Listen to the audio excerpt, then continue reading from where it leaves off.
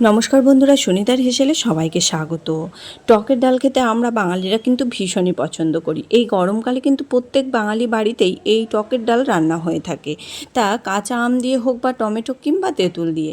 আজ আমি সেই টকের ডালের রেসিপি আপনাদের সঙ্গে শেয়ার করব, তবে আম দিয়ে টকের ডাল তৈরি করে দেখাবো। চলুন তাহলে রেসিপিটি শুরু করা যাক। এখানে দেখুন আমি কাঁচা আম নিয়েছি।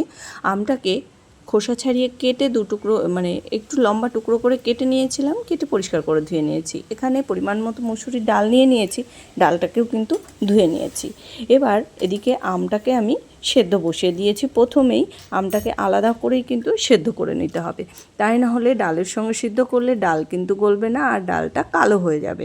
এদিকে দেখুন আমটা সেদ্ধ হয়ে যাওয়ার পরে নামিয়ে নিয়ে আমি ডালটাকেও কিন্তু পরিমাণ মতো জল দিয়ে কয়েকটা কাঁচা লঙ্কা দিয়ে একটু সেদ্ধ করে নিয়েছি। এবং ডাল কিন্তু খুব ভালোভাবে সেদ্ধ হয়ে গেছে। এবার আমি যে সেদ্ধ করে নিয়েছিলাম কাঁচা আম, সেই আমের টুকরোগুলো এখানে দিয়ে দিয়েছি। ডালের ঘনত্বটা আপনারা আপনাদের পছন্দ মতোই রাখবেন। এখানে দিয়ে দিয়েছি স্বাদ অনুযায়ী লবণ আর স্বাদ অনুযায়ী একটু চিনি, আর দিয়ে দেবো পরিমাণ মতো একটু হলুদ গুঁড়ো। খুব ভালো করে সমস্ত কিছু কিন্তু মিশিয়ে নিয়ে ডালটাকে বেশ ভালোভাবে একটু ফুটিয়ে নেব। এখানে প্রায় 4 থেকে 5 মিনিট মতো একটু সময় নিয়ে ডালটাকে আমের সঙ্গে একটু ফুটিয়ে নিয়েছিলাম।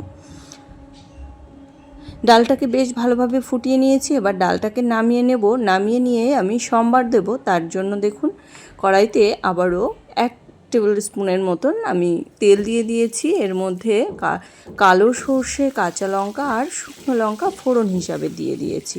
খুব ভালো করে কিন্তু ফোড়নটাকে একটু ভেজে নেব। দেখুন সমস্ত ফোড়নটাকে কিন্তু খুব ভালো করে ভেজে নিয়েছি। এবার আমি প্রথমেই এখানে ডাবু হাতার 2 হাতা এখানে ডাল দিয়ে দিয়েছি। ডালটা দেওয়ার পরে একটু কিন্তু হাতা দিয়ে মিশিয়ে নেব। নিয়েই এখানে সমস্ত ডালটাকে এবার ঢেলে দেব।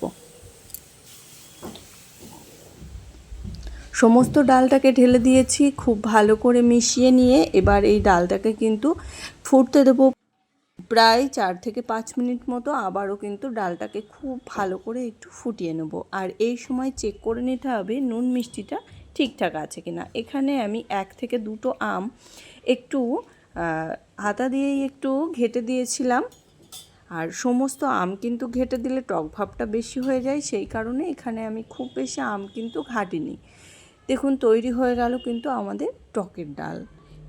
গরমকালে এই টকের ডাল খেতে কিন্তু ভীষণই ভালো লাগে। আমার এই রেসিপিটি কেমন লাগলো অবশ্যই কিন্তু কমেন্ট করে জানাবেন। আর ভালো লাগলে বাড়িতে একবার এইভাবে বানিয়ে দেখতে পারেন।